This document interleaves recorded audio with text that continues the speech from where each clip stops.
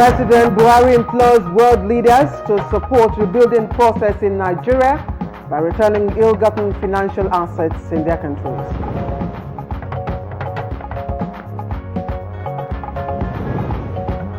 National Economic Council reassures Nigerians on efforts at taking the country out of economic recession.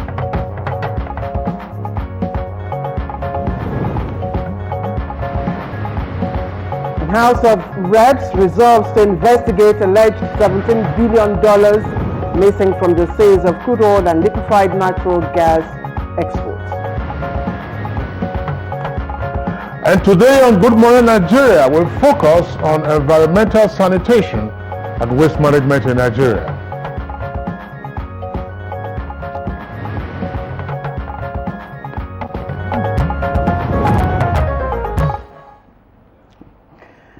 All right, now, every day, everywhere, in the house, in the office, in the community, everyone produces waste. Sometimes they do constitute environmental hazards. Now, poor environmental health habits every day, as my colleague Claire has indicated, put a question mark on our consciousness about sanitation. And this relates to the hygienic means of promoting health through the prevention of human contact with waste, as well as the treatment and proper disposal of sewage and solid waste. All right, one only needs to visit some communities and indeed urban centers around town, of course, to see the poor disposition of Nigerians to environmental sanitation and, of course, waste disposal and management.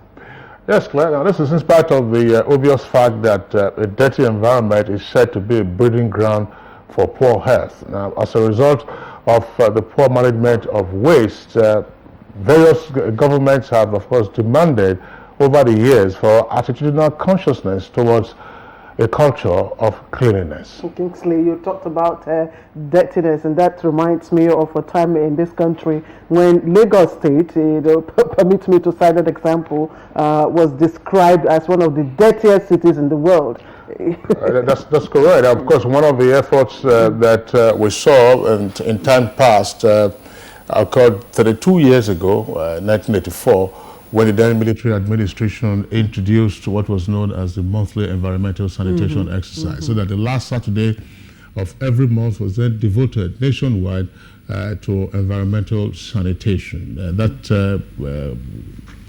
was carried on for a while until, of course, various tiers of government decided to jettison it. But some states have since reintroduced it. And Lagos, that it was described, and it was once described as the filthiest in the world, obviously has spruced up its image.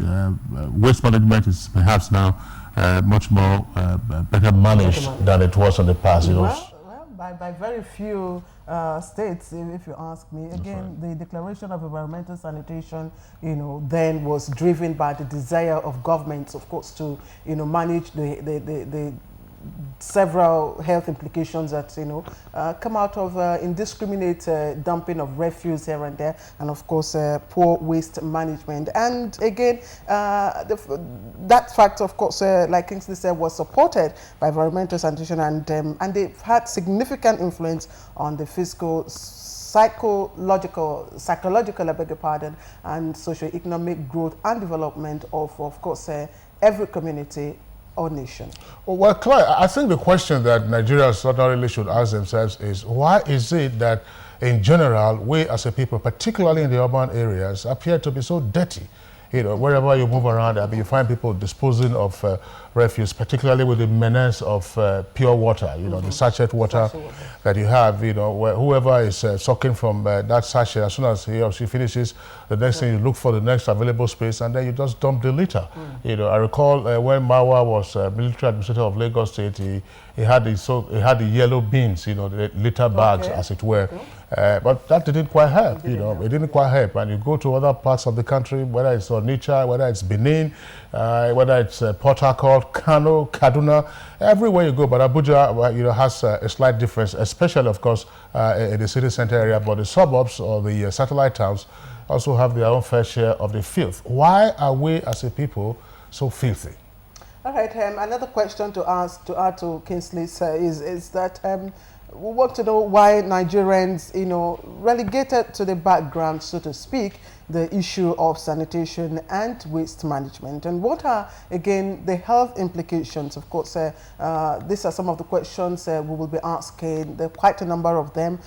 What needs to be done is also something that we will be looking at to revive a healthy attitude amongst Nigerians to waste disposal and management. We will have a number of guests on this program today to look at this, and let's see how we can help manage our environment again in compliance with, of course, the agenda for climate change and sustainable development. Well, that's fine. I mean, as we discussed on the program yesterday, we don't really need some of those things to let us know what is right for us to do. When you see flooding in some parts of the country, the flooding arises from the fact that you have blocked drains. And the drains have been blocked because people dump refuse in the drainage system. So those are the issues that we'll be taking a look at. And of course, it's also the case that Nigeria and Nigerians have not fully exploited the fact that you can generate a lot of wealth from waste. Some countries are running their power systems also, through the use of waste.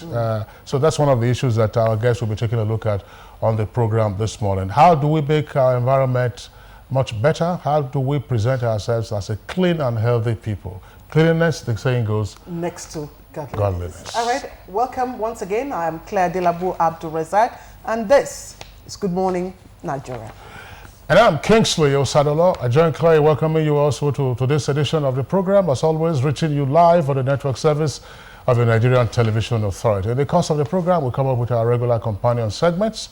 In the meantime, we're going over to the newsroom, and here's our newscaster this morning, Laure Bala Hassan. Hi, Laure. Hi, Kingsley. Good morning and welcome to the news. President Muhammadu Buhari has again pleaded with development partners to support the rebuilding process in Nigeria by ensuring an immediate halt of illicit financial flows, as well as the return of all ill-gotten financial assets stashed in their countries. Addressing a high-level meeting of world leaders to commemorate the 30th anniversary of the Declaration on the Rights to Development, the president said his administration is irrevocably committed to the fight against corruption because it contributes to the denial of needed resources for national development. Illicit financial assets harbored abroad deprive developing countries, including Nigeria, and invariably deny people the enjoyment of their national wealth and the resources required for development. As soon as stolen assets are legally established, they should swiftly be repatriated. Such collective reaffirmation will guarantee a stronger international defense of the right to development. Nigeria has been adjudged one of the countries in sub-Saharan Africa that has successfully keyed into the SDGs launched last year. This played out at the SDGs Summit in New York as Nigeria led discussions as part of major engagements of the UN General Assembly.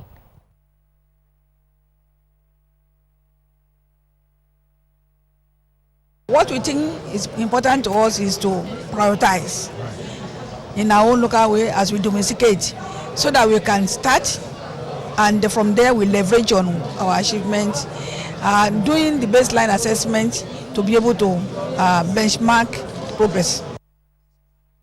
The president of Liberia, Ellen Johnson Sirleaf, has urged political leaders in Africa to work together to improve the socio-economic lives of people of the region. Sirleaf was speaking via a video presentation to declare open the second ordinary session of the 4th legislature of ECOWAS Parliament in Abuja. It has been first in using a regional passport, and we were also the first region on the continent to put together and deploy a peacekeeping force in a member state facing war. The same spirit must guide us today. Ending violent conflict and reducing poverty in West Africa remains one of the main challenges hindering the progress of the sub-region. The National Economic Council says ongoing efforts by the National Economic Team aimed at taking the country out of recession are in order and urge Nigerians to support the government in that regard. State House correspondent Jide Onifade reports that this became necessary as anxiety mounts over the recovery of the economy, which entered full recession at the close of last quarter. The council is also poised to get the economy back to its enviable position. The various members of the National Economic Team made presentations on measures to provide larger injection of funds into the economy through, among others, advance payment of license renewals, infrastructure concession and possible asset sales, use of recovered funds to reduce funding gaps, implementation of fiscal stimulus and budget priorities, fast-track procedures through legislation and implementation of strategic implementation plan of the budget, meaningful diversification of the economy, which will cut down importation.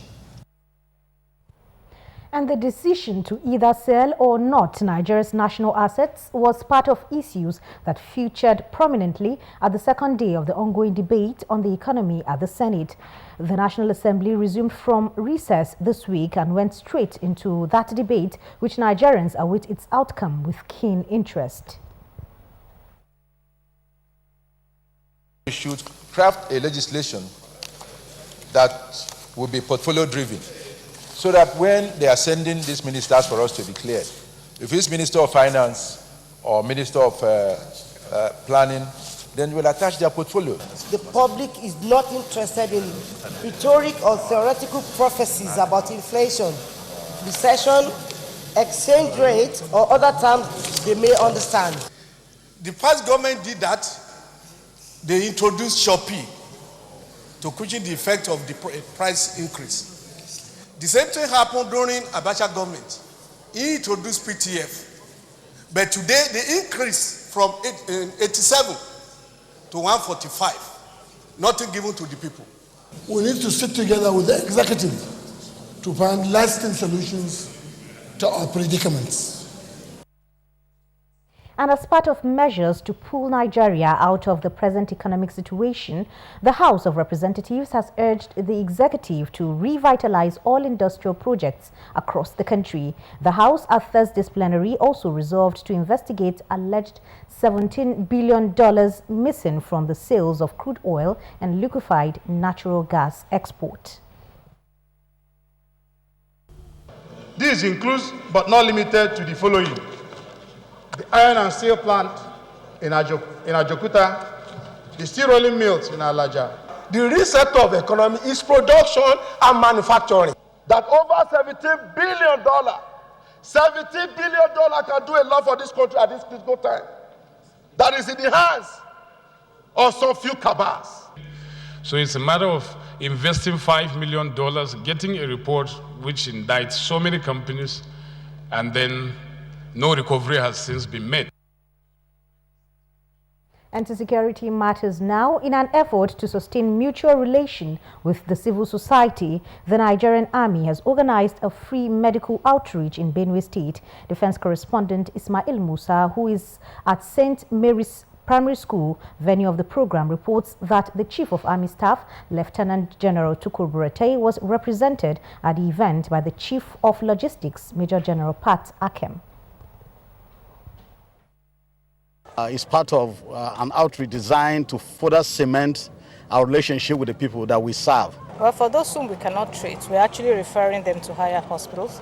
Like you know, in some of our medical centers, we also see civilians. So those who want, we ask them to come, and then we ask them to choose based on where they live. Some of them will go to the general hospital. Some have opted to go to the Federal Medical Center. So we give them an option based on the service that they require. The Nigerian Air Force has commenced the rotation of its troops on special operations across the country. Defense correspondent Isaac Nkrumah, who was in Kaduna for another assignment, caught up with the troops before they were airlifted.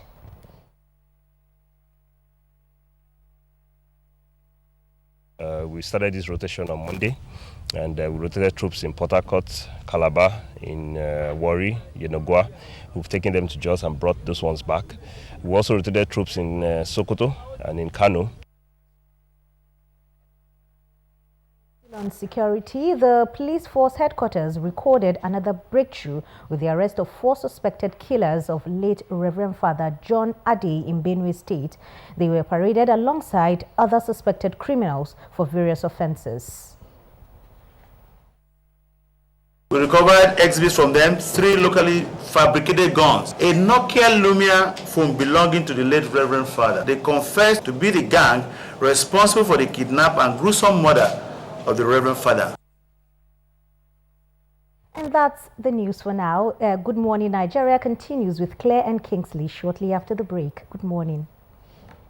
If you hear a bomb explosion or gunshots of an active shooter, that might be a terror attack. At such times, always remember 3 action words: run, hide, report. Don't try to run towards the terror scene to save the situation, because there might be a second bomb blast or another attack. Run far away and take cover. Make sure you are safe first.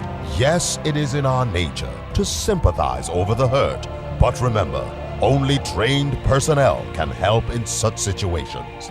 When in a secured environment, promptly call relevant authorities and help will come.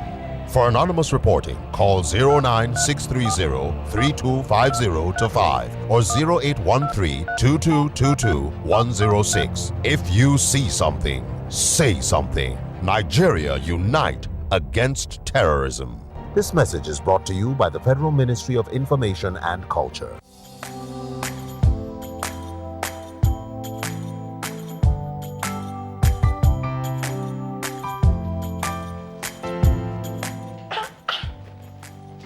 Why don't you people sell imported materials here?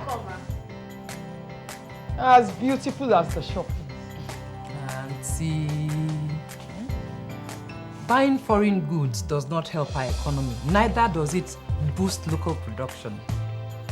And the good thing is Nigerian-made products are high quality. Really? And to make Nigeria great again, that is why I only sell made in Nigeria products.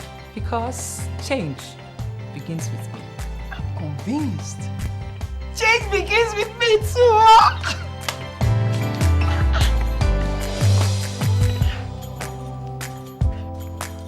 Change begins with me. This message is brought to you by the Federal Ministry of Information and Culture.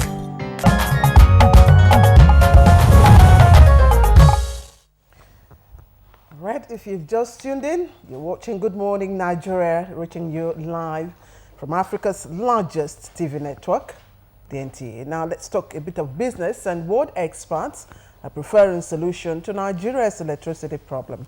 And also in the package, National Economic Reconstruction Fund, that's NEFUND, prosecute customers over 17.2 billion naira bad loans. We have details of these and more stories with Joy Uzo.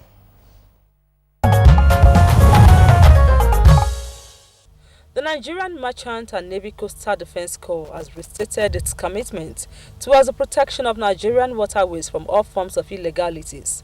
Head of the Corps, Ichuku Agaba, who stated this, says the Corps is now ready with renewed vigor in protecting international and local maritime access of the country. To monitor and stop the pollution of Nigeria territorial waters during shipbuilding in docks and shipways, and also to protect the territorial waters from contaminated poison, chemical or elements that are liable to constitute risks to both human and aquatic lives. And we also have deployed our personnel all over the state, because the strength of our organization, we are over 50,000 personnel that have been waiting for over 12 years ago. The country's external reserves have depleted further to a record low of $24.8 billion. According to the latest data posted on the Central Bank of Nigeria's website, the foreign exchange reserves fell by $600 million in 2 weeks before shedding $1 billion in 4 weeks. The CBN statistics show that the reserves fell from $25.8 billion on August 16 to $24.8 billion on September 16. It decreased by $600 million from $25.4 billion recorded on August 31 to $24.8 billion on September 16. The spate of decline in the external reserves follows the CBN's almost daily interventions at the interbank official foreign exchange market in recent weeks as chronic dollar shortage continues to weigh on the economy. In its effort to defend the naira and prevent it from falling further at the official interbank market, the Central Bank of Nigeria has been selling dollars there more frequently. The acting managing director, National Economic Reconstruction Fund, Dr. Ezekiel Oseni, has disclosed plans to engage the Independent Corrupt Practices and Other Related Offences Commission (ICPC) and the Economic and Financial Crimes Commission (EFCC) to recover over 17.2 billion naira non-performing loans, which were advances to customers between 2013 and 2015. He gave the hint in Abuja on the sidelines of a meeting with a delegation from the African Rural and Agricultural Credit Association (Africa). Until Oseni's appointment last month, NEFUND, which was set up to provide needed medium to long-term financing to micro, small and medium-scale industrial enterprises, had been in turmoil as staff protested alleged corruption and mismanagement. Mr. Oseni said about 1,143 projects, mainly micro, small and medium enterprises, benefited from its financing within the period but failed to honor their repayment plans. He, however, explained that the bank had launched an aggressive loan recovery drive, vowing to bring loan defaulters to book. Nigeria's power sector will soon be getting a boost as 300 experts from America, Europe, Asia and Nigeria are expected to discuss the problems bedeviling the sector and prefer solutions. The summit was endorsed by the Federal Ministry of Power, Works and Housing, led by the Minister Babatunde Fashola. The minister was applauded for the transformation he has introduced in the sector. Reports indicate that Powering Africa Nigeria, which is based in London and is organizing the summit, revealed that it would take place in October in Abuja. In a statement released ahead of the summit, it was explained that Nigeria presented opportunities and the power sector has shown indication of development as Nigeria's electricity sector has been transformed significantly in the last 12 months. With Business News, I'm Joy Uzo. Joy Uzo, thank you very much there for the business package. Now it's time for us also to take a look at the headlines in this morning's newspapers.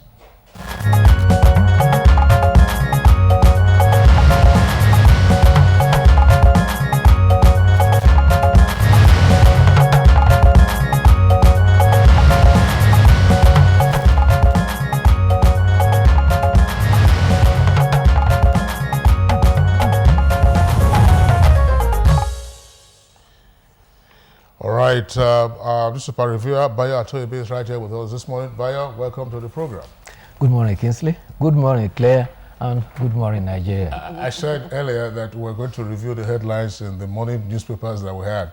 That also makes a presumption that there are evening papers. Afternoon or evening papers. The days of evening newspapers are gone. Those days are gone, overtaken by the social media. All right, so let's begin our review this morning. We have a number of papers, but at the same time, the stories that have come onto the front pages of the papers, the stories border on the economy, in particular, recession. Let's begin with Daily Trust. Daily Trust says with a kicker, recession. Federal government to sell assets as National Assembly passes resolution Tuesday. That's the writer to that headline. Now, there is a sidebar on the front page there indicating some major national assets and level of government ownership. That's the illustration of Daily Trust to that story.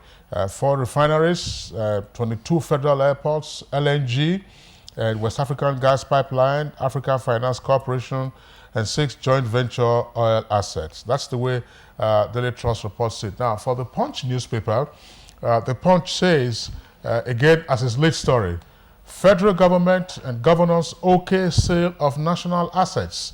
And with the rider, government needs to raise $15 billion from asset sale and borrowing. This is according to Dangote. Details of the story on pages 7 and 27. Now, you come back to the Sun newspaper. The Sun also reported on the economy, has a kicker. The Sun newspaper, economic crisis. Governors move to save finance minister and pass confidence vote, the paper said, on Adeosun and Odoma. We're stuck with the Daily Trust on your screen there, but ordinarily we should have shown also both the Punch and the Daily Sun. These are papers whose headlines I've just reviewed. Once again, I take it again. Let me take it again. Daily Sun, economic crisis. Governors move to save finance minister. And then you have the writer there, pass confidence vote on Adeosun and Udoma. Details of that on page 41. And then at the foot of, almost at the foot of the front page, below the photograph there, showing President Buhari signing the Paris Agreement on climate change. There's another headline that says, NLC TUC David West to federal government. You can't sell government assets. Details on page 9. All right, Kingsley, it seems all the papers we have this morning are dwelling on the economic story. So let me quickly take the two papers I have, This Day and The Nation. But first, The Nation. The Nation speaks to the issue, and the headline is, Governors, Ministers back assets sale to fight recession. The Nation, Governors, Ministers back asset sale to fight recession. And there's a rider to that. Next vote, that's of course National Economic Council, vote of confidence on Adeosun and Udoma. Now government to build 500,000 houses annually. Now there are quite a number of stories just tucked in there. You can read it. It's titled The Battle Plan. Now let me take you a little above the masthead where you have all the economic stories trending. Jonathan's wife's £19.8 million accounts. 13 witnesses said. Now, Fayose, Ikpeazu disagree on PDP reconciliation. FIRS targets additional 10 million naira taxpayers by December, and ex-Adamawa Governor Ingilari gets 100 million naira bail. This day has its economic story this way. National Economic Council rejects call for Adeosun Udoma's ouster, and a number of riders there. You want to read that. I just, let me quickly, okay, just above the masthead, Naira falls to $436, of course, no, it couldn't be 436 Naira per dollar, I beg your pardon, on parallel market as dollar scarcity worsens. And Nigeria needs $15 billion to stabilize, says Dangote. Lagos, Kaduna top list of most indebted states. Bayo.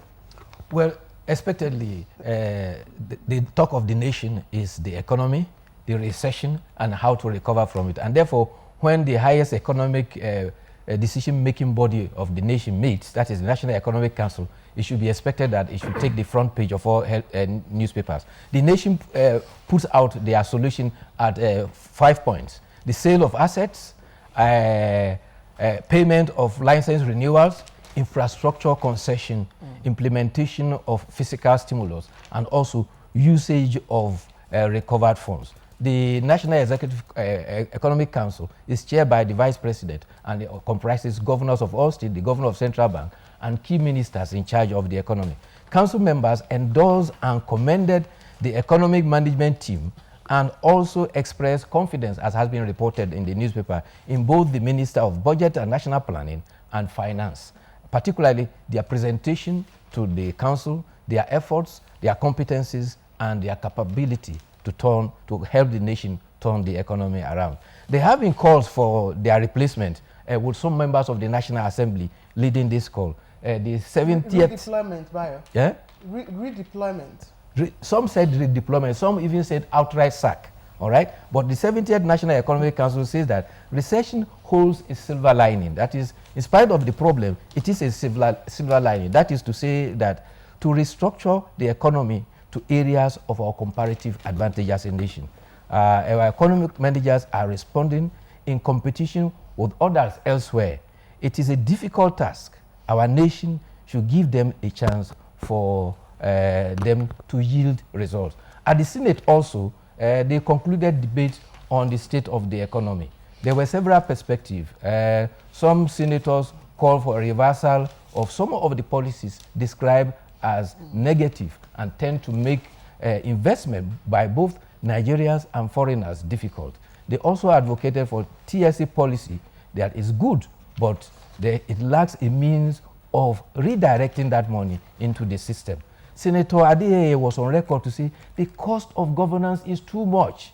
He said it is too high. He cited example that ESTA code of public officers is one of the highest in the world. You also recall that several newspapers, not quite long ago, have said that the remuneration and the perquisites of our members of the National Assembly is among the highest around the world.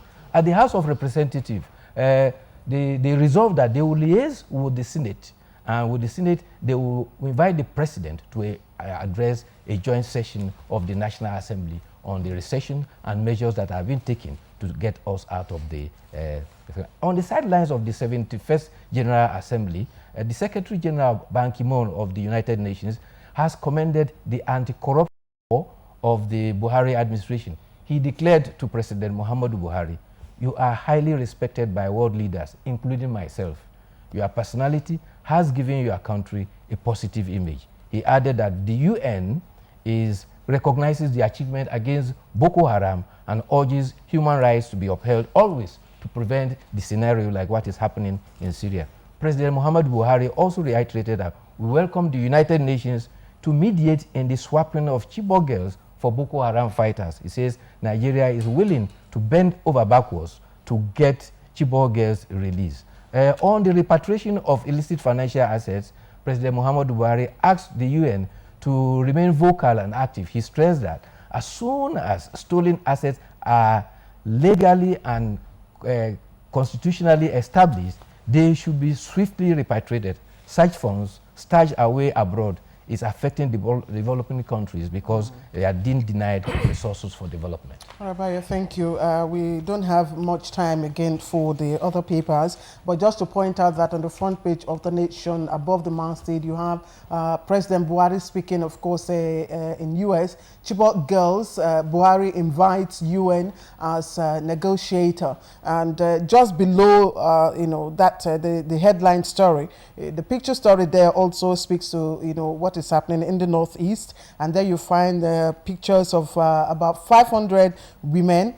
This paper puts it as members of the civilian JTF who passed out yesterday, that's in Bama, on Wednesday in Bama, Borno State. Apparently, of course, these are the newly recruited members of the new JTF.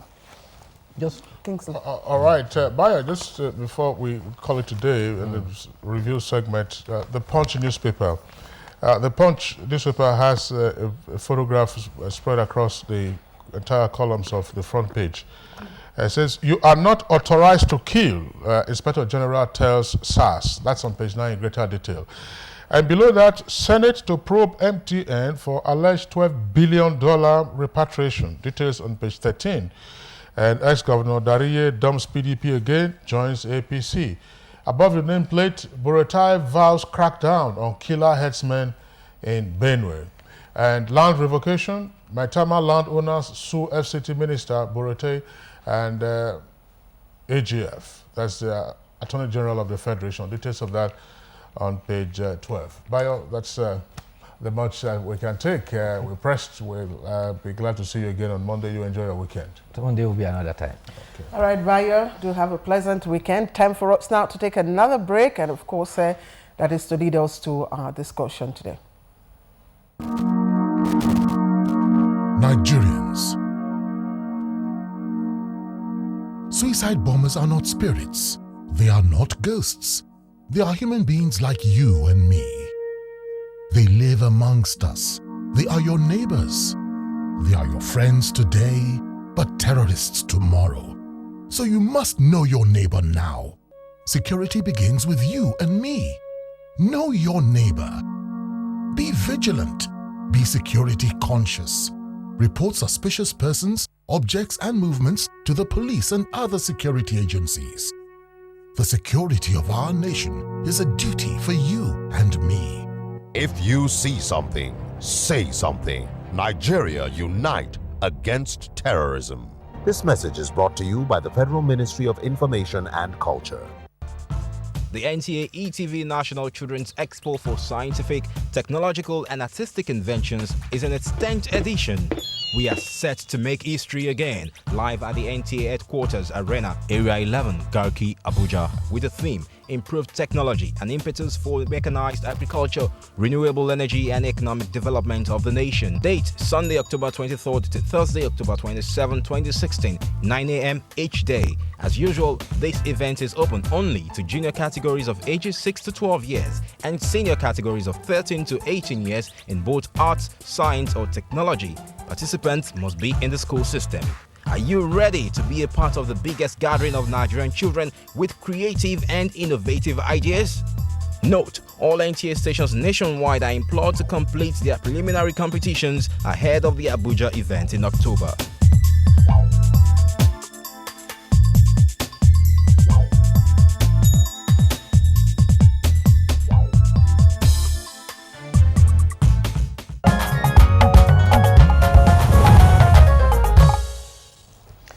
All right, we're now set for our discussion. Kingsley, you have the background. All right, that's right. Now to lay the foundation for our discussion on environmental sanitation and waste management in Nigeria, we have this background report put together by our correspondent, Leah Katung Babatunde.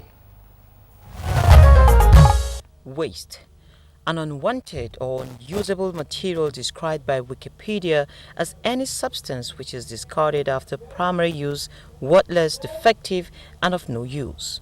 There is no human being or human activity that does not create waste. Managing this waste has been an age-long global challenge, with sub-Saharan Africa generating approximately 62 million tons of trash per year. Turning trash into treasure, use of cloth bags instead of plastic, dispose of trash and hazardous waste properly, reduction in paper usage, among other measures, are some of the recommendations of experts in environmental sanitation and waste management. Living up to these measures remain a huge challenge. In Nigeria, the menace caused by waste is enormous, as all activities have continued to churn out these useless articles that have dire consequences to man and the environment. Solid waste constitutes the most pronounced of all waste, while liquid waste, especially the industrials, have continued to pose as major pollutants. Some schools of thought believe waste can be regarded as a human concept, as there appears to be no such thing as waste in nature. In fact, they believe the waste products created by a natural process or organisms quickly become the raw products used by other processes and organisms to regenerate a more beneficial living or product. However, when these wastes litter the whole place or are disposed indiscriminately, they act as catalysts for mishaps such as flood, erosion, degradation, disease outbreaks, and a host of other environmental ills.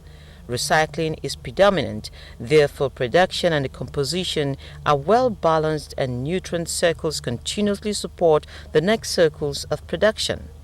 In developed and some developing nations, waste to wealth through recycling remains a popular axiom. But this is not the case in Nigeria, as the drive for turning waste to wealth is still a far cry. States like Lagos and Kano have made a significant impact, with businesses evolving from the dump sites. However, managing them is still a Herculean task. Indiscriminate dumping and non-effective management of waste is carelessly reducing the Earth's capacity to supply new raw materials in the future. The capacity of the natural environment to absorb and process these materials is also under stress. Good Morning Nigeria seeks to provide acceptable solutions to safeguarding the environment. Indeed, Leah Katung Babatunde, that's exactly what we hope to do on today's edition of the program, and we're looking at the issue of environmental sanitation and waste management. We do thank you for bringing us that background. We're now being joined in the studio here in Abuja by the Acting Director, Abuja Environmental Protection Board, and she's Mrs. Somolola Oluwatonyo Lanipekun.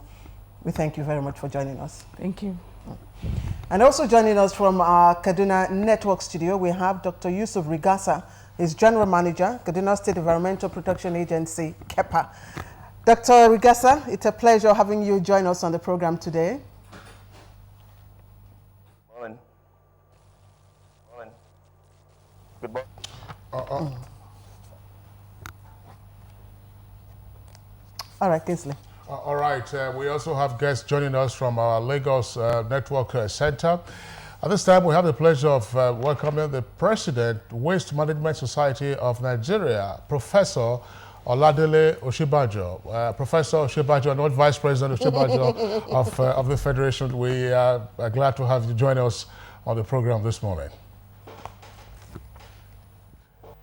Very much. Lagos Studios is the General Manager of the Lagos State Waste Management Authority, LOMA, Mr. Segun Adeniyi. Mr. Adeniyi, it's our pleasure to have you on the program. Good morning. Ladies and gentlemen, let's just begin this conversation by seeking to, first of all, understand ourselves and understand our people and our environment.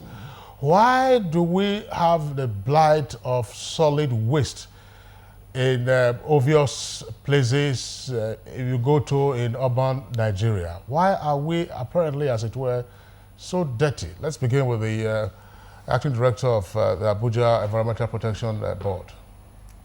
Okay, thank you very much.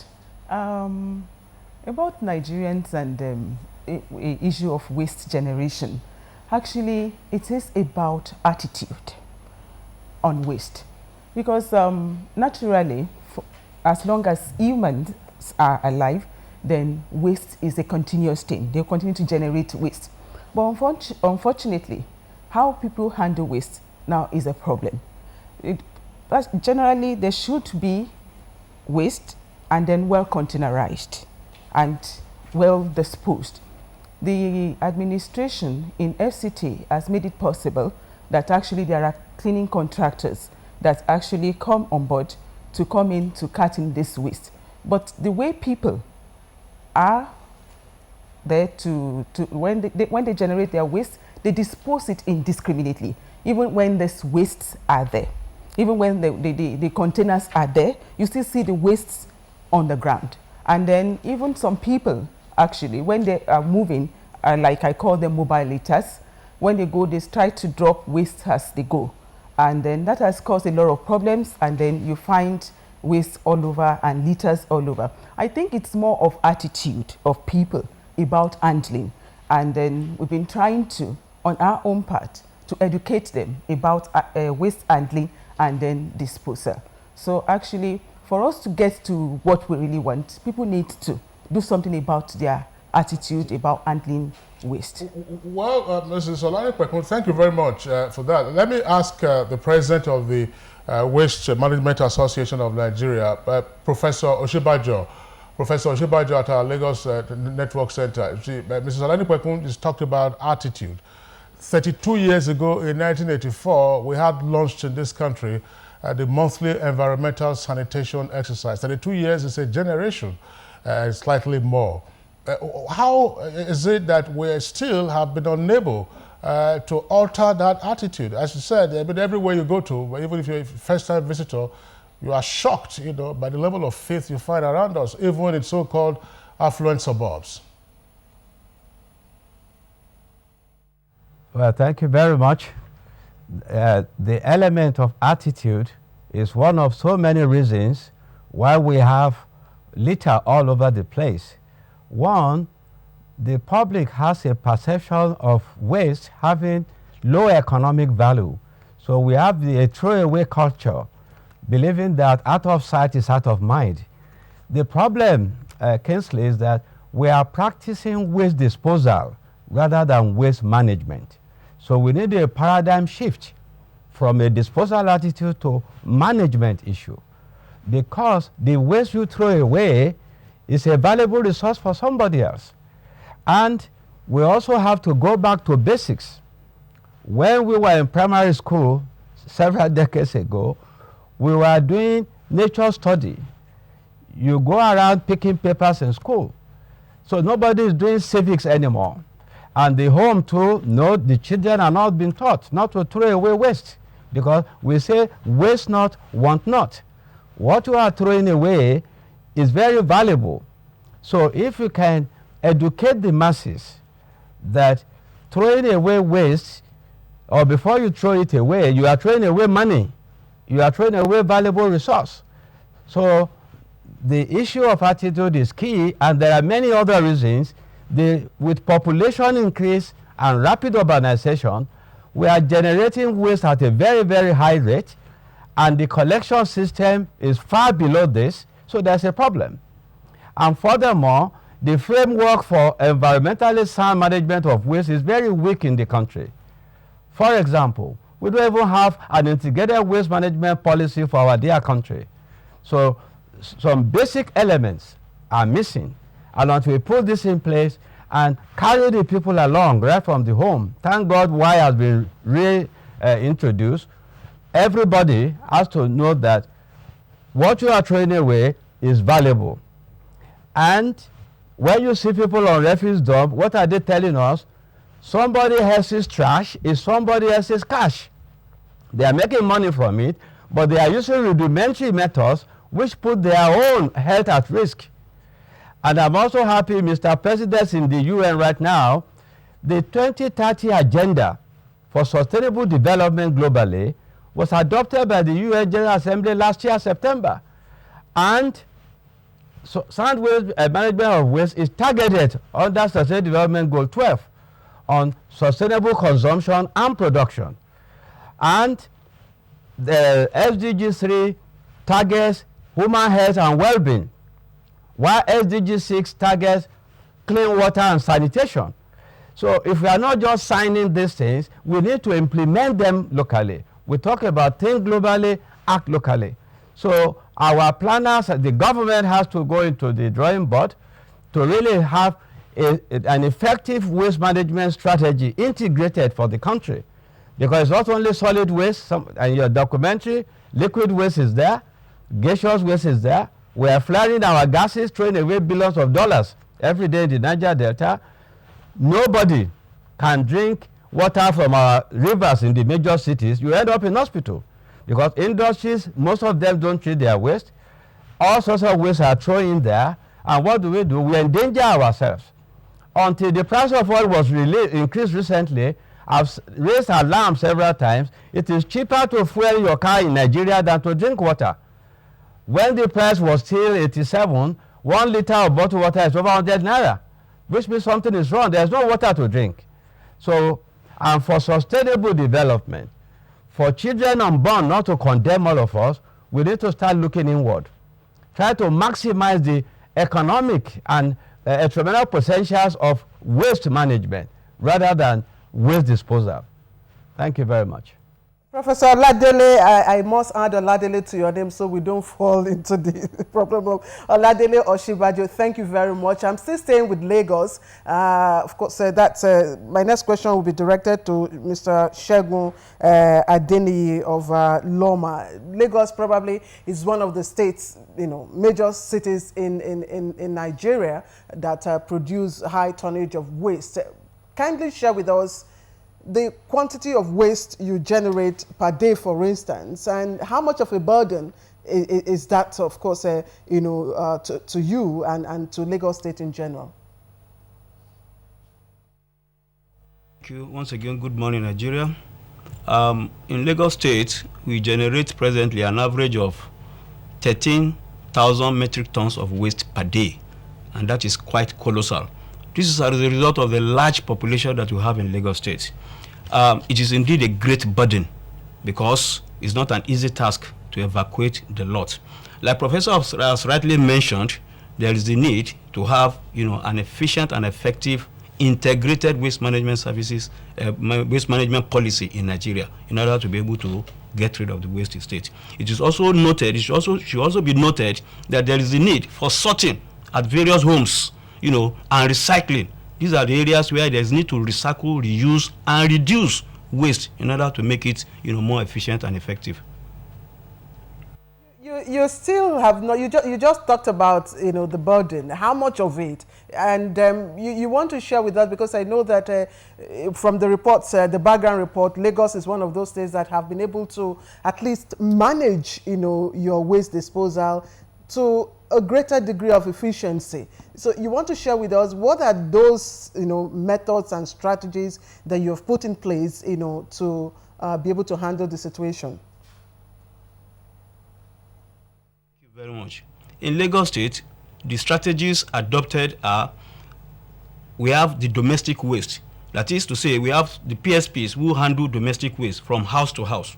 We have the industrial and commercial waste. We also have some private sector participants who handle, that, part of waste. We also have the medical waste, medical and hazardous waste. That's waste from various hospitals and medical facilities. So we segment them that way and ensure that those people are empowered to pick refuse and waste from all these various facilities and take them to the various dump sites where they are disposed of. But where we are going eventually is to ensure there is a lot of waste reduction, waste reuse, and of course waste recycling. And also to encourage sorting from various homes, such that, like the Prof has rightly said, there will be the need to ensure, that to bring about the reality that waste is wealth and not waste. Thank you. Thank you. So Adeniyi, thank you very much. We'll come back to you to get more insights into how Lagos has, over the past, say, 10, 15 years, been able to overcome the image of one of the filthiest cities in the world. We'll come back to you for greater details of that. But let's go now to our Kaduna Network Center, where we earlier introduced Dr. Yusuf Rigasa, is GM of KEPA. KEPA is the Kaduna Environmental Protection Agency. You listen to the other contributors. Kaduna, of course, is one other large urban area in Nigeria. What, for you, has been the challenge of waste management and environmental sanitation?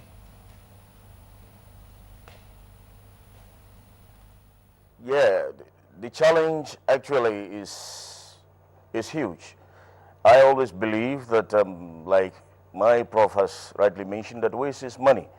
But then to recover this value from waste, the ground rules, they have to be well laid. As he mentioned rightly, the waste management policy is not on ground, and so many states, in fact, all the states in this country, they don't have that waste management policy. And this policy is supposed to clearly define the roles and responsibilities of critical stakeholders.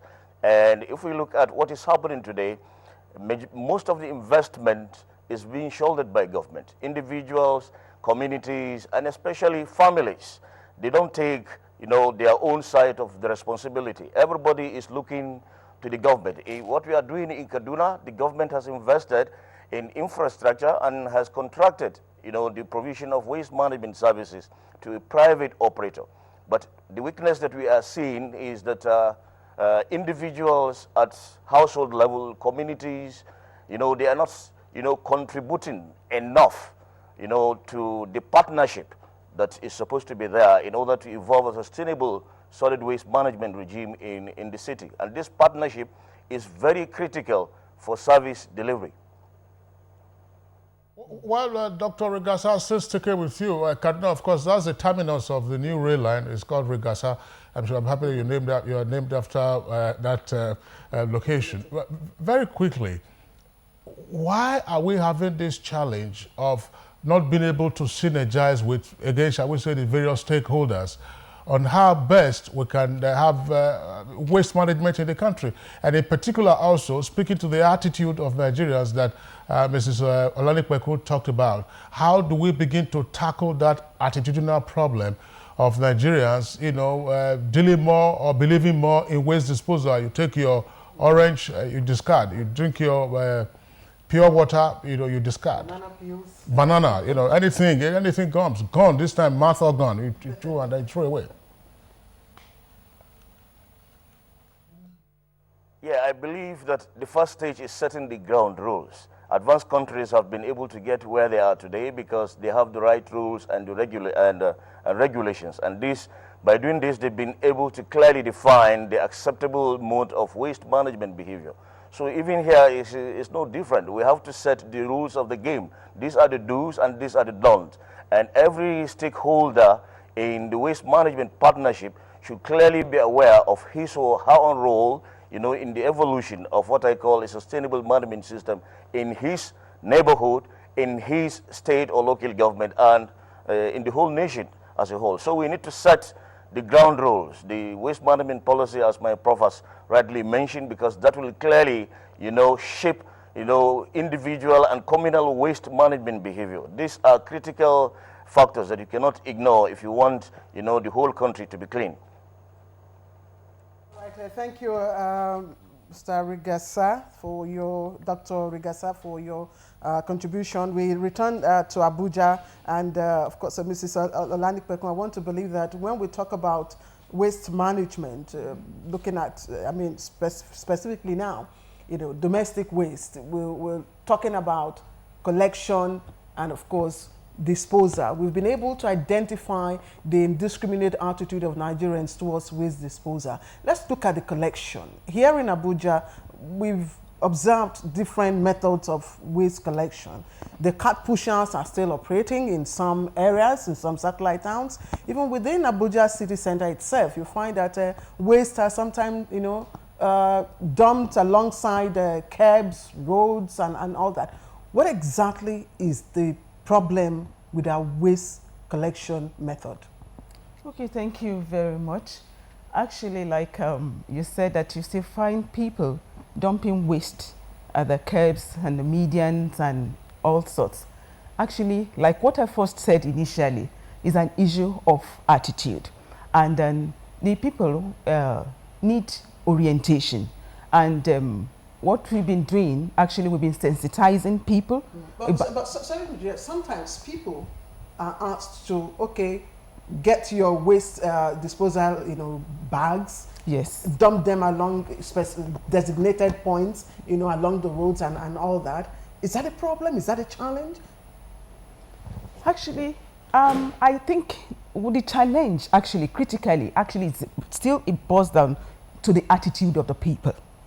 And then they are supposed to have their waste bin. If they don't have it, then use the bags and then put their waste in the bags and then for collection.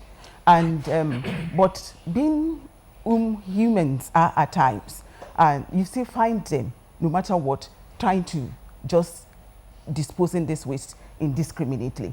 And then because the waste collectors are there, and then they carry the waste there, and then they go from point to point to collect the waste, especially in FCT. But people, no matter what, even in the night, because they don't have the bins, and then whatever they try to go and throw when people will not see them. And that's why you find pockets of this waste all over. And in some areas, actually, that are not captured under the service cleaning contractors, you still find them trying to do this sort of illegal disposal.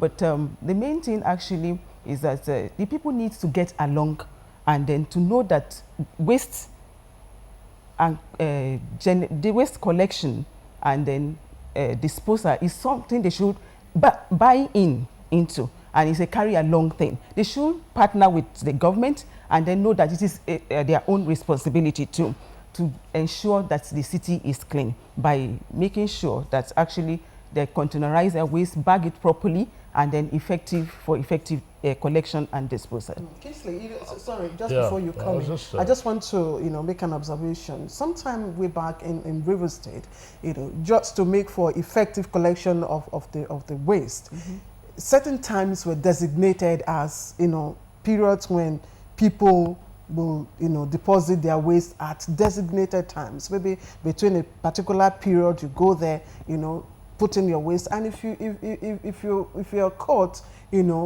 violating the times, you're penalized, and that helped to allow for those who come to collect the waste, and then within that period you have some sanity. Because actually let me talk about FCT. In FCT, actually, what we are doing is that waste collectors actually collect the waste every day. No, it's not every day. Let me. Please go ahead. Yes, actually, because they collect the waste every day, and then because we've had several meetings with them, and then for now, because the country is still growing, and we have not really gotten there to the time when we tell them, oh, you can't, you limit the time and the numbers of times you collect. So we want to get there. So we ensure and then monitor them that actually you must collect every day. And that is what is for them to do with the regulators from her own side. So we ensure that they cut and carry the waste. So for now, we cannot really specify and say, okay, stop until maybe this period or what. So until we have achieved what we want to achieve, then we can now know that, okay, the people have already imbibed this attitude, and then we can now do a shift in collection. Do you have designated sites where people could deposit their waste in Abuja within the capital territory? People are supposed to carry their waste and then put it in the bins, and then in the front of the house or where it's accessible for collection. We have the trucks that comes in the municipal area, and then the trucks come in and then pick the waste and then carry it to the disposal site. So that is it. But actually, when the wastes are collected, actually, we dispose at a GOSA dump site. All right, Mrs. Olanipekun, we'll come to the issue of dump sites presently. Let's still explore the amplitude of this conversation. Dump sites as well as marketplaces that look like pigsties. My question now goes to Professor Oladele Oshibajo. Professor Oshibajo, you talked about the need for us to enunciate as a country a framework for solid waste management. Indeed, the other guests also talked about having an integrated waste management policy. But let's back up a bit now, because we touched on this while we were introducing the topic. To say 32 years ago, when we had the monthly environmental sanitation exercise, the country was usually in a lockdown mode last Saturday of every month from 7 a.m. to 10 a.m. Now, that didn't seem to have made the right impact. What, in your opinion, went wrong with that? I mean, Lagos State, I think, still has that lockdown, last Saturday, occasionally often cancelled. But what went wrong with that idea of, locking down the environment for sanitation? And then we're back again next month. The heap is higher than it was the previous month. Thank you very much. Well, there are some fundamental issues that need to be addressed. When we had the monthly sanitation, it sort of became a ritual. People didn't buy into it. They were not really committed. People were not educated to know that if you don't manage your waste, you are wasting your future. There will be water scarcity. There will be a lot of diseases. And apart from that, the infrastructure for waste collection, waste management is grossly inadequate. If you look at some of the downtown areas, how do you even get access to the waste? So the issue is to reorientate the people. Right from school children, in the home, think twice before you throw away waste. Because if people know that it's a resource, they will think twice. So we need a reorientation about waste as a valuable resource, because waste today is raw material of tomorrow. Let me tell you this. When I was a child, as an Ijebu man, you don't throw away eba in my house. The eba of last night is what we add to make the new eba. So people are recycling. So it saves money, it's also healthy. But where the infrastructure for waste collection is limited, is grossly inadequate, people can, if you look at the system, only less than 50% of the waste is being collected. Even access infrastructure to the waste is not there. So the issue is to reorientate the people, right from the children, right from the home. Let us know that one muscle of EBA, for example, instead of throwing it away, because now economy is very tight, you can reuse it again.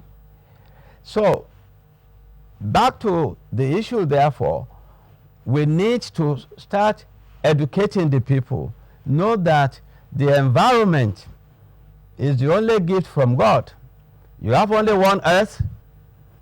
Once it's completely damaged, there's nowhere to go. What does that mean?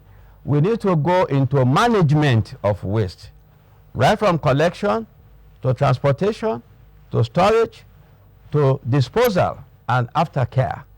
So all these issues are not there, and we need to start doing that, start educating people from home.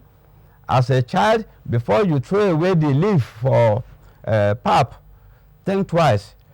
Is it throwing it away the best way, or can you find another use for it? Or when you throw it away, what does it do? And that takes us back to our curriculum right from school. From home, environmental awareness has to come in, issue of waste management. In schools, again, the curriculum, it has to be looked into.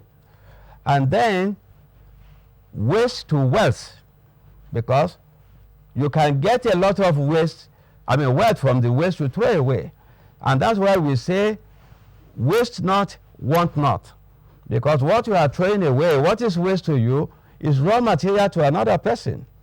So the issue of waste as a concept has to be understood and downloaded to the public and be manifest in our daily lives. So right now, all we are doing is waste collection and disposal. We need to shift to waste management, which starts from collection. Even when you have collected, you need to segregate. There are the different components. You have metal there, you have a leaf, you have glass. All of these have value. But when you throw away everything and go and dump them somewhere, one, you are creating serious environmental problems, because some of these waste pollute the soil, pollute groundwater, and cause serious health problems for the people. And we are also throwing away valuable resource, because what is waste to one person is raw material to another person. That is why you find a lot of people making a living on the dump site, because they know it's a treasure for valuable materials. And here we dump everything. It's a mixture of everything: industrial, healthcare, domestic, and so on and so forth. So we need to reorientate, look at the waste management hierarchy, try to practice management rather than throw away culture, which is based on out of sight and out of mind. People just want to, once they throw it, they don't care what happens. If it's going to cause flooding to affect the whole society. So that will be my contribution there for now. Professor Shibajo, thank you. We're still staying with Lagos. Mr. Sheon Adeniyi, earlier on we talked about the poor attitude of Nigerians towards the monthly environmental sanitation. And I'm wondering, what is responsible for that? Is it that the policies on environmental sanitation have not adequately addressed that issue? Thank you very much. Like earlier stated, the people are not, very well committed to the policy. Most people see this period as holiday period. They want to take their rest, they want to sleep, and so on. Very few people you see come around, to do the exercise. Several others, you see them, holding their community development association meetings. That's to show you the extent to which people are not really encouraged. But then there's need to continuously sensitize the people and enlighten them on the need for us to keep our environment clean. Environment is life. Life is environment. Thank you. All right. Mr. Adeniyi, we'll come back, as I said, to the Lagos Network Studio. But let's go over now to Dr. Rigasa at the Kaduna Network Center. Now, what would you like to see in a framework for waste management adopting the integrated approach? What I will want to see in that framework is clear definitions of roles and responsibilities. Families, waste is produced or generated 24/7 and is generated by every individual, every community, every, business. So what I would like to see at the very beginning is clear definition of roles and responsibilities, because I believe that without this, we'll not be able to get to the promised land in waste management. And I always say that communities or individuals need to realize that the way they manage waste is their own responsibility. If you are producing waste in your house, you need to realize and be conscious that you need to put it in a bag and package it. It is your own responsibility also to take your packaged waste to the officially recognized collection point. The duty of government is to pick your waste from collection point to the disposal site. So these things have to be spelled out very clearly. There is a role for individuals, there is a role for households, there is a role for community, there is a role for local government, there is a role for state government, there is also a role for the federal government. And at the global level, UNEP is also, putting on its own best practices at various levels. So we need to be conscious of this and capture this appropriately in the framework that we have the intention of, evolving in this country. Well, Dr. Rigasa, just before we take the reactions of our viewers who have sent in a number of tweets, taking advantage of the Twitter handle you see there on the screen at NTA GMN, you're talking about role assignment in terms of waste management. What, for instance, in your opinion, should the federal government be doing? Yes, right now, as the professor mentioned, we don't have a solid waste management policy. That policy has to be on ground in order to guide, the states and local government to also fashion out their own method of managing waste in their own domains. Because without a national guide, most people, it's just trial and error, and we don't want that. That will take us a step backward. Thank you. Forward. All right, Dr. Yusuf Rigasa, thank you very much. Time now for us to look into some of the tweets that have come in. Quite a number of them we have got here. And I'll start with Mike Kingsley, if you permit me. I'll start with Mike Anyaku. And Mike tweets, good and effective waste management will create jobs and recycling of those waste, good raw materials for some industries. Okay, Ibrahim Tudu has a tweet. Says, we are only paying lip service to issues of waste management. Enforcement is weak and in some cases absent. Governors to blame.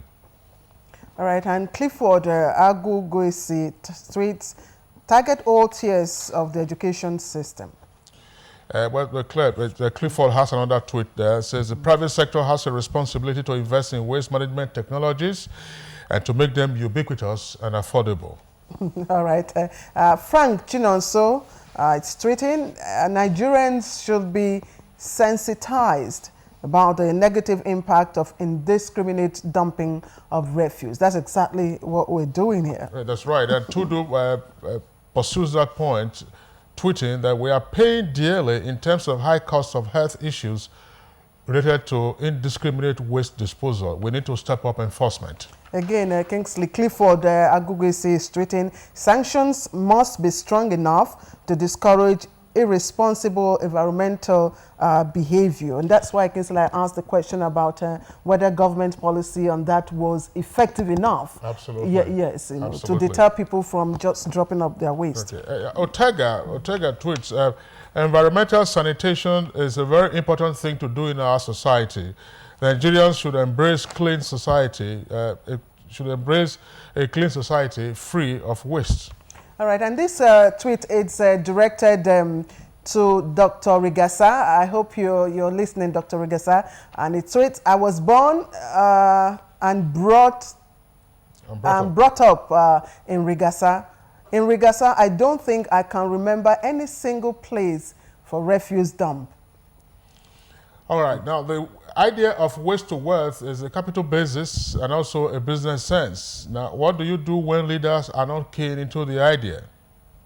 And Victor Ajoye tweets, personally, I hate to think about waste costing me a lot of money to dispose. That's why people litter to avoid private disposal companies. Now, Alexin Solution Limited, that is the handle of this tweet, says, Asaba, Delta State, so dirty. So much waste is lying about because no proper mechanism to dispose of it. All right, and Prince Kajatan tweets, government should imbibe the culture of waste to wealth initiative. Okay, well, those are some of the tweets that we're taking in the meantime. We'll come back to the tweets in the course of this conversation. I'm sure if you're having your breakfast, we apologize because we're talking rubbish. We're sure that Dr. Rigasa may wish to, in the meantime, respond to the question posed in that tweet that said, look, there's no refuse dump anywhere inside. Even around the new rail station, you can see the place is filthy. Yeah, actually, sir, when you say we are talking rubbish, to me, I believe that we are talking money because waste is actually money. So in my response to what the tweet actually raised is that, you see, previously in most cities, there are what we call officially designated collection points, and everybody living in such particular neighborhoods, they are aware of this particular collection point. But as cities grow, especially here in Kaduna, Rigasa is pretty young, it's a young settlement, so these collection points have not been clearly demarcated. But then we have roadside collection points where the collectors, contracted out to clean the city. They usually go and pick the rubbish. Yes, what he said is true. There is no officially designated collection point, but there is a contract that has already been issued out for the construction of at least 10 collection points within Kaduna metropolis, and I believe one of them is going to be constructed in Rigasa. All right. Okay, well, Dr. Rigasa, thanks. Claire, I would like us to come back to Abuja with Mrs. Olani Kwekun. Again, this is just talking about the examples. We'll deal again with the nitty-gritty of how to overcome poor sanitation habits. If you go to the markets in the FCT, you are unlikely, to eat any meal prepared from foodstuff purchased in those markets. You have overflowing bins. The markets are filthy. And then you see your staff, the Abuja Environmental Protection Board, they ride about in some of these mini buses, usually harassing those who are selling corn and other things. Why are the markets in Abuja so dirty? Thank you very much for that. Actually, we have in our office now a department, the Environmental Health Department. And actually, they've gone out to all these markets, and we had a meeting with the Market Association of recent, and then talking to them about sanitation in the market. And we have already sensitized them, and then we have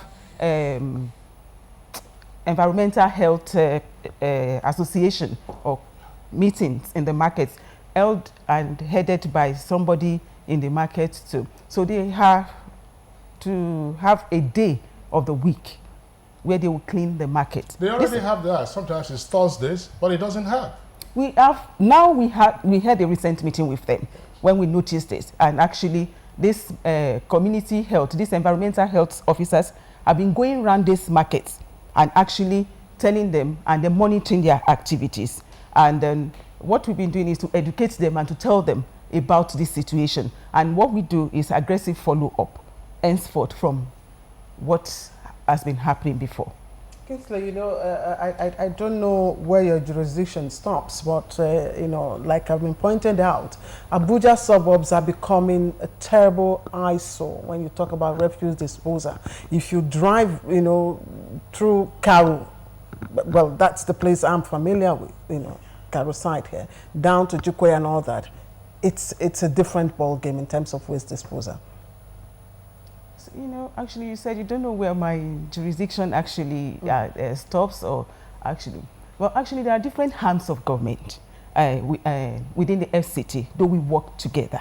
And then within now you said Abuja suburbs. Abuja suburbs. Yes. And some of these are responsibilities of the area councils to assist and to ensure that there is effective management of waste in those areas. But actually, we've been working. Recently, I don't know if you are aware that actually in Madala area too, we were there actually, and then we eventually evacuated the waste at the Madala because that waste was eventually getting into. That's not within the municipal anyway, where we are, but actually we extended our services to that area. There is another arm of government, the administration that is there, but what we do is we are working in synergy. And then recently, if you know, there was a change in some heads in the administration to ensure effective performance. And I know with the settling down of the new person in that area, definitely you'll see a change in all this very soon. All right, Mrs. Olani, thank you very much. Again, we move to Lagos, and I'd like to direct my question to Professor Oshibaju. Prof, in some countries where waste management, disposal and management, have been taken to a different level. Disposal is regarded as a final option. What we have is governments coming to, of course, encourage recycling of waste. And in our era where we're talking about diversification of our economy, we're looking towards agriculture. We have waste that we can, recycle into fertilizers rather than importing. Why are we not looking into, areas like that? Thank you very much. Now, you've said it. There's a difference between waste disposal and waste management. We talk about waste management hierarchy. The first principle is waste avoidance. How can I avoid generating waste? When I was a child growing up in Ijebu, my mother would not throw away unfinished eba. She will use it to make the next eba. So we don't throw away the waste. So that is one aspect. The issue we're having is that in our country, the culture of sustainable development is lacking. So if you want to manage waste rather than dispose waste, we do, depending on the throwaway culture, based on out of sight is out of mind. If they say the governor is coming now, people will hide everything in the market. It looks clean. They have only moved it from one place to, they have not managed it. So we need to move away from disposal, because waste management is a hierarchy. The first point is waste avoidance. How do I avoid generating waste? The next thing is waste reduction. How do I reduce the waste I generate? And when you have generated the waste, what can you still do with the waste you have? Can you recycle it or whatever? And then it is the waste you cannot manage is what you dispose. So when you look at the waste management hierarchy, disposal is at the lowest. And that's what we are doing. So we need a transition from waste disposal to waste management. That's what we need to inculcate. We need to manage waste right from collection system. Proper collection, not that you collect and it's all dispersed. You will see the truck that is even carrying the waste, dispersing it all along the road. So we need to look at issue of waste management as a science that needs, people who get involved need to be trained, rather than an all-comer where people just move waste from one place and even cause more problem.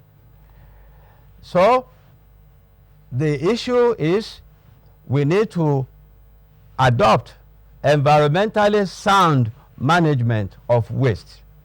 And what does that mean? Means manage waste in such a way it does not pollute the environment, it does not cause health problems, and does also not throw away opportunity of future generation to have access to natural resources. Okay, well, Professor Shibanjo, thank you very much for that perspective. We'll come back to you again to discuss what you may, in your opinion, consider to be the appropriate model, as a framework for waste management in terms of role assignment and responsibility. My next question goes to Mr. Adeniyi. Mr. Adeniyi, obviously the face of Lagos has changed, as we said, in the last 15 years or so, and Loma has made its own contribution. Earlier, you talked about the different kinds of waste that Loma has to deal with. In all of this, we don't hear anything about local governments. What have been the critical success factors in at least sprucing up the face of Lagos? You drive through some otherwise notorious neighborhoods, and you find that there isn't much litter or much waste around those places, some of the markets. How have you done this? That's one. Secondly, how do you deal with the other categories of waste, industrial waste and then medical waste? Thank you very much. The Lagos waste management in Lagos has come a very long way. Let me just quickly give a brief historical background. It started as Lagos Refuse Disposal Board. Then it moved on to Lagos Waste Disposal Board. and presently Lagos Waste Management Authority. That's the historical background. That shows you the state government is living to its responsibility moving forward, and that is what has brought about the cleanliness you can see in most of the streets in Lagos. However, I must state that even Lagos State, we realize and we know that we are not yet there. We are not yet there, and that is why the government in its wisdom has even decided to move a way forward, seriously forward, come 2017.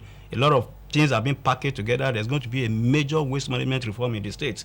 It's just in the pipeline. I believe His Excellency will be bringing it to the fore very shortly. Then let me now say, going back to your question proper, what we are doing in Waste Management Authority is to ensure that all the state is divided into wards. We have the various private sector participants. There are those that are managing domestic waste. That's house-to-house collection. There are those that are handling the commercial and industrial waste. Those ones too, they are divided among about over 300 private sector participants who go about with their trucks to collect waste from these commercial premises. Then we also have the medical and hazardous waste. Those ones too, we have a set of private sector participants who specialize in this type of waste. And we have a particular place in Ikorodu where we take this waste to for treatment. So these are the various categories, and like I said, it is a program that even government realizes that it requires a lot of money to handle, and state government realizes that it cannot use the entire budget to run waste management. Thereby, the state government is encouraging massive investment from the private sector.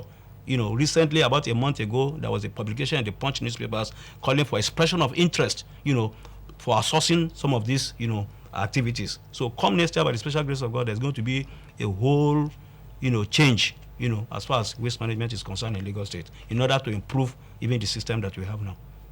Thank you. All right, Mr. Adedi, thank you very much. Dealing with issues of solid waste, but Lagosians are still concerned about sewage management. It though remains notorious, and if you go on Admiralty Way, just by that bridge that leads to the canal, that leads to the 5 Cowrie Creek, you see sewage disposal into the creek. What is being done with regard to proper sewage management in Lagos? Actually, I won't be able to talk much on this. It's outside my purview. But what I know and what I can say is that we have the Lagos State Waste Management Authority, Wastewater Treatment Authority, and I believe they will be able to say on that angle. Thank you very much, sir. Well, you skipped that question. No problem. We'll take it along with the other issues that we are exploring at this time. Let's return, Claire, to the Cardinal Network Center. Dr. Regasa, taking a look again at waste management, in other words, the handling. Well, let's assume that citizens begin to behave well, and then you have the waste being taken off. Dump sites. Again, I use the example of Lagos. I'm fairly familiar with that. There used to be at Jota, the open burning of refuse in the dump site, but that has stopped now. How do the waste management authorities manage their dump sites? Because there are also concerns about the gases that go up from such sites into the atmosphere. Yes, dump sites are a critical component of waste management value chain. Although it's supposed to be the last point, but in most cases here in Kaduna, what we have is that there is some kind of recycling attitude amongst the waste collectors. And that has assisted the state in a long way in ensuring that the volume that goes to the dump site, has actually been reduced significantly. But nevertheless, whatever goes there, because in this country, what we have, we don't have an engineered landfill. What we have is just a waste dump where you just, dig and bury the waste. And that is not the best practice. But we are doing our best to ensure that whatever we collect is buried by spreading laterite on top of the waste, so as to minimize the negative impacts of that waste dump in the neighborhood. That is the best we can do for now. But I think the way forward for Kaduna and for all the states in this country is just to copy from advanced countries. We need to have engineered landfills where these things can be properly taken care of. But the best way, if you cannot have a landfill, is to ensure that you have a recycling strategy. And right now, most government at formal level, they don't have recycling strategy. Recycling only takes place at informal level. That is not enough. There is need to link the recycling effort of the waste collectors, at grassroots, and of course the government effort in schemes such as waste to wealth. We need to link the two so as to minimize or entirely convert our waste streams to valuable waste-derived products. Sweden has, taken the lead in the world by being able to recycle 95% of their waste. And I believe that in this country, there is huge opportunity in waste management, such that we can be able to even attain what is called zero waste, a situation whereby there will be no waste at all generated by the society. But this linkage between the informal collectors and the formal waste collectors at government level, we need to have that linkage for us to be able to tap this opportunity and give our communities the desired value from this particular aspect of governance.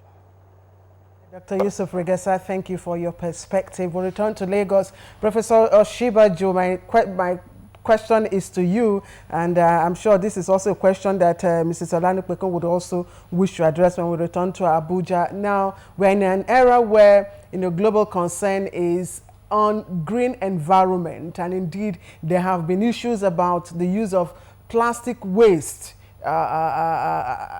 because of its huge threat to the environment. And some countries have gone ahead to respond with legislation and by insisting on the use of biodegradable plastic bags. Indeed, in some countries we are told we have factories that are even producing some of these bags. So how is Nigeria responding to this concern? Thank you very much, Claire. The first thing is to educate people about waste management rather than waste disposal. Plastic has a very long half-life, and most plastic are not biodegradable, so they take long in the environment. They clog the waterways. You will see that when it rains, because there is plastic everywhere, there's a lot of flooding all over the place, especially in the riverine and coastal areas, and Lagos experiences this. Now, the coastal waters, lagoon and so on, because so much plastic goes on the coastal and marine environment, there is a postulation that by year 2050, there will be more plastic in the oceans than there is fish. So we need to start managing our plastic. So if our solid waste management system is efficient, we will have separated the plastic from the waste that goes into dump site. And then these are valuable raw materials. They can be recycled. That is one option. The other option is re-engineering the plastic. You now have biodegradable plastic that is being used. So back to our country, there's plastic everywhere. Everything is wrapped and so on. And because of our throwaway culture, out of sight is out of mind, everything ends up in the gutters and in the surface waters. Of course, this is not ideal. So that's why we need to embrace and practice efficient, environmentally sound waste management. There has to be a paradigm shift from disposal to management. So if you now have the technological side is the biodegradable, even what we have now, if we can prevent the plastic from going into the environment, they are efficiently collected, they can be recycled. Because most of the plastic waste is raw material for producing the next plastic. So we need an efficient collection system and management system. But because it's a laissez-faire, everything goes, that's why we need a policy, integrated waste management policy that will identify priority issues like plastic recycling, and appropriate measures will be put in place. Otherwise, we are going to lose a lot of natural resources, because plastic in the coastal and marine environment will clog fisheries. We are going to use aquatic resources, and it's not even environmentally sightly. So, issue of plastic is a problem. That's what we use as food wrapper and so on and so forth. And again, throwaway culture, they litter everywhere. Even at times when there is a wild wind, you will see polythene plastic in the air. So we need to, it all boils down to waste management. Right from the beginning, avoidance, then you collect, then you segregate, then you manage. And what are the management options? The plastic can be reused over and over if they are well collected and they are well managed. So we need to put the right system in place. And of course, awareness of the people is very key. Whatever strategy we have, awareness has to go along with it. Right from the home, right from nursery to primary, and even on a daily basis. It's very, very key because of the adverse environmental consequences for unsound management of plastic. Thank you very much. And until such a time when we graduate or stop generating waste and go on to manage waste, I'd like to ask Mrs. Olanipekun, you've heard Prob's response. How is Abuja Environmental Protection Board responding to the issue of plastic waste? Oh, thank you very much. Actually, because in FCT we realized that there is a gap in waste management, and then with the new with the administration, the Honorable Minister came up with drawing a roadmap for effective waste management in FCT, and then that is just recently concluded. And then in that roadmap, we're going to have effective waste management in place, and then because what we do actually is waste collection and disposal, which is not enough for effective waste management. And then within that, there will be an holistic practice where there will be either an engineered landfill or a sanitary landfill, something that will be able to cater for what we generate and effectively manage it in the city. So when that is done, then all this, you will have recycling, we will have sorting, and then we will have all components of waste management in place. And this plastic can be recovered. Actually, I believe that actually waste is no waste, because from that waste, something else can actually come out of that waste. And then you can get to the zero waste, because in every waste, you can recycle them and get something out of it. And then these plastics actually will be recovered from the waste and then turned to another thing. And then probably because in Japan, from plastic, they do make clothing. I was surprised when I saw this.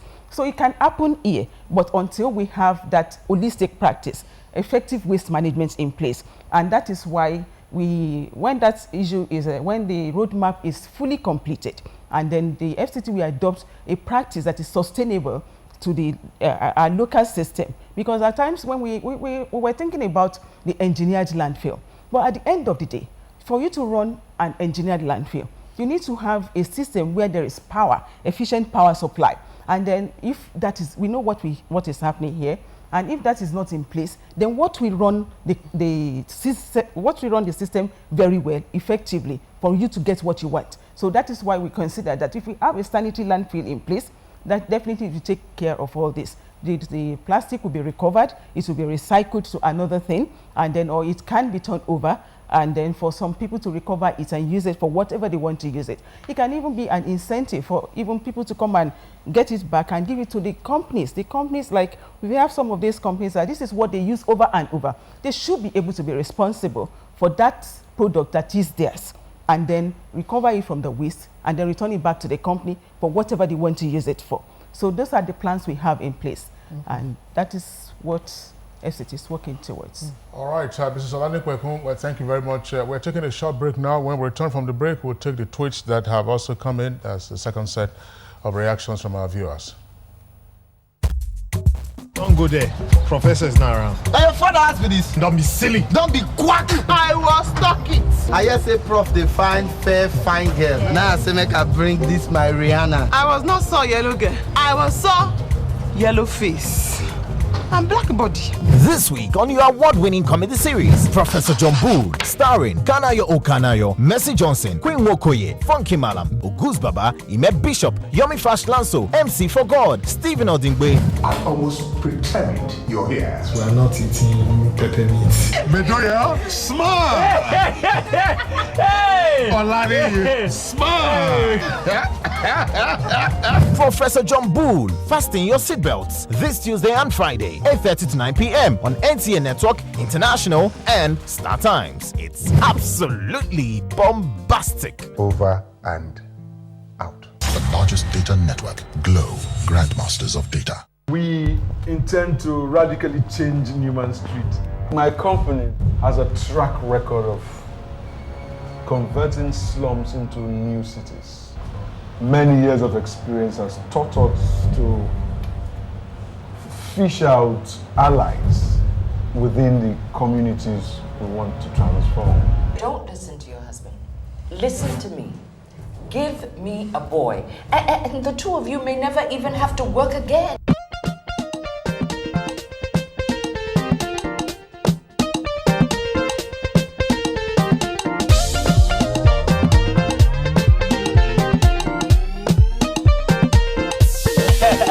Sharp guy, how are you? What's your name? Akpos. America. Oh, Akpos America. Yeah, one, not be two. Wonderful wonder!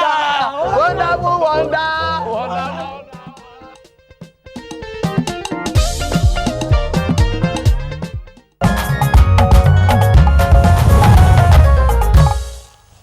All right, thank you very much for joining us again. We are discussing a topic that, of course, resonates with a lot of our viewers, and they have sent in quite a number of tweets. We quickly take that, seeming we don't have much time in our hands. Again, Kingsley, let me quickly start off with New Nigeria Project GRP, and, well, whoever is his tweets, recycle, reuse, and reduce. That's his or her own strategy. Okay, Aminu Uba Hassan tweets. It says, tons of refuse in our mega cities. Very alarming. Hence, waste to wealth technology is a global trend Nigeria must be party to. All right, Ortega tweets, the most important thing is for government to enforce the best to keep our society clean and free from waste and pollution. And we have this at Shitu 10. Change begins with you and me. It says, waste management issues are mainly lack of discipline and shameless elite. You see the elite who drive four-wheel drives to drop waste in the road median. All right, let me again take change begins with me, Kingsley. Yes. It's the second tweet. Yes. Change begins with you and I.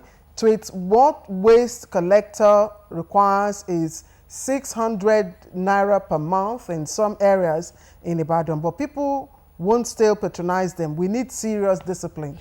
And Victor Ajoye tweets, reduce the cost charged by private collectors to the barest minimum. Now, the owners of these companies are politicians and their friends. All right, Sani Michael Omakoji, our attitude to waste management in Nigeria is very appalling. As an individual and government, on the other hand, it's not helping matters. And Dominic Oga tweets, why do we pay for solid and liquid waste? Yes, waste truck refuses to pack flowers and tree branches without money being paid to them. This is from Abuja. All right, I take it again. Say why we pay for solid and liquid waste, yet the waste truck refuses to pack flowers and tree branches without money being paid to them. All right, Suleiman Sanusi tweet, it's true that the civic of environmental hygiene is no longer there, and that's because we shouldn't expect government to do us all. Our health needs us. Well. All right. We have this one from Henry Massive. It says, I always tuck my used sachet into my pocket till I dispose of it properly at home. No excuse to litter. Don't pin this on government. That's from Ambassador Henry Massive. Okay, Ortega says monthly sanitation is a good step, but individuals' daily environmental issues matters. It should be a priority for every Nigerian. Okay, Sunny Michael Omakoji tweets, apologies to those living in Mandala in Abuja, but I don't want to hesitate, I won't hesitate to state that they are living waste and they are prone to epidemics. Okay, again, Ortega tweets, Nigerians should keep the surroundings neat and clean. This will help us to live healthy lives, keeping our surroundings clean. Okay, then we have this from Ajayi Peter. Ajayi Peter says, good morning, please, to the Loma GM. How do we go about PSP not coming after several calls to them? In other words, the PSP who do not come to evacuate the refuse from the bins. Okay, and this one is coming from Ambassador Henry Massive, and he tweets, I always tuck my used sachet into my pocket till I dispose properly at home. No excuse to litter. Don't pin this on government. All right, now David Ebert tweets, waste management and disposal can't be enforced unless there's adequate provision of waste bins, lorries, dump facilities, and staff for the job. All right, this is specifically to the Loma GM. I just read that. Oh, okay, yes, you just read that. Yes. Thank you, Kingsley. That's right. We have another one from Salakor Lukman. Salakor Lukman says, Nigerians know how to talk. That's perspective. Now, profile solutions, we have no ideas. Let waste managers go to Rwanda to learn. Again, this is from Salakor. So let waste managers go to Rwanda to learn. Okay, yes. And David Ebo tweets, I think that's the final tweet we'll have time for. Waste management and disposal can't be enforced unless there is adequate provision of waste bins, lorries, dump facilities, and staff for the job. All right, those are the tweets that we can't take in the course of this conversation. We'd like to get the closing thoughts now for our guest, Dr. Rigasa, at our Kaduna Network Center. Considering the various perspectives that our viewers have brought into this conversation, as well as the points articulated by the guest, one would wonder why there hasn't been as much investment, for instance, in sustained public enlightenment on environmental sanitation. Yes, I believe probably both critical stakeholders in the waste management regime, they've not properly understood the potentials of what they can actually do in order to better the situation. The government certainly has to, on the government side, we are trying to up our game, but the weakness has always been on the other side, communities, as I mentioned, individuals, and especially the lack of this framework on the ground that will set the rules of the game. Once we have that framework on ground, I believe that each of us will now begin to realize that they have responsibility and role to play in order to create a cleaner and better society for all. All right, Kingsley. That's Dr. Yusuf Rigasa. Is the GM of the Kaduna Environmental Protection Agency. We'd like to thank you for your insights in our conversation this morning. Very much. We also go very quickly to Lagos to get the closing thoughts. Mr. Adeniyi, GM Loma in Lagos. Going forward, you talked about a new deal coming for Lagosians with regard to waste management. How can we get Nigerians more interested to see that there is money in this thing? If there is money, I'm sure that Nigerians will flock to it. Thank you very much. Waste is wealth. So the more we sensitize the people, the more we enlighten the people, the better they become. Already, we can all see from the various dump sites, so many people, running after, the recyclables at the dump sites. That tells us that there is treasure in waste. So let's continuously sensitize our people and encourage them. Let me also quickly react to the tweet that says, when the PSPs don't come around, what do they do? Yeah, please just call Loma. Call Loma on 5577, our field road line, and we'll come to intervene. We have intervention vehicles where the PSP is not up and doing, we come and intervene. Thank you very much. I also like to quickly correct something. The name is Adeniji, not Adeniyi. Thank you, sir. Mr. Shegun Adeniji, we will of course be sending our invoice to you for that advert. Let's take the parting word from Professor Shibaju. Prof, until we get to the final stage of waste management, what is your parting word for Nigerians on how to keep clean environment? Thank you very much. The parting word is waste not, want not. Waste is a valuable resource in the wrong place, and it's our raw material of the present and future. We need to manage it very well so that we always have resources for the present and future generations. Otherwise, the waste will mess up people's health, will affect the economy, and our development will not be sustainable.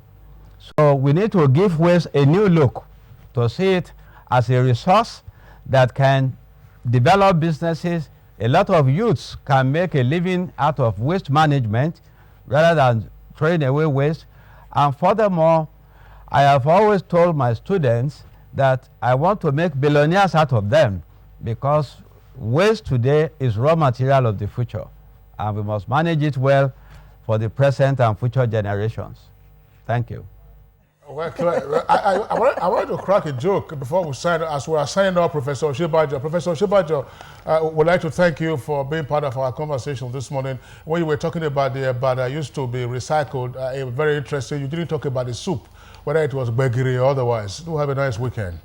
All right, Mrs. Adanipoti, your final word, very brief. How can we keep a clean environment? Okay, thank you very much. Actually, I want to tell the people that actually the attitude to waste should change. And actually, they should realize that generating waste is also their responsibility for waste that they are generating. And then all the mobile litters, actually, they should help us to containerize their bins and then not throw waste anyhow. And then when you are moving can you in Abuja, for instance, attempt waste management at night? With collection, cleaning the city at night? It is doable. Why hasn't it been done? Actually, we have a dump site, and actually there's some things that need to be put in place and which we are working towards. And once those things are in place, and then we will start, we'll practicalize that and see where we can get to. Right, Mrs. Molola Oluwatoyin Olanipekun, thank you very much. Acting Director, Abuja Environmental Protection Board. We'd like to thank you once again for coming. Now, what can limit a talented artist? You want to find out on Arts and Entertainment with Ngozi Chude. Makadis, Makada.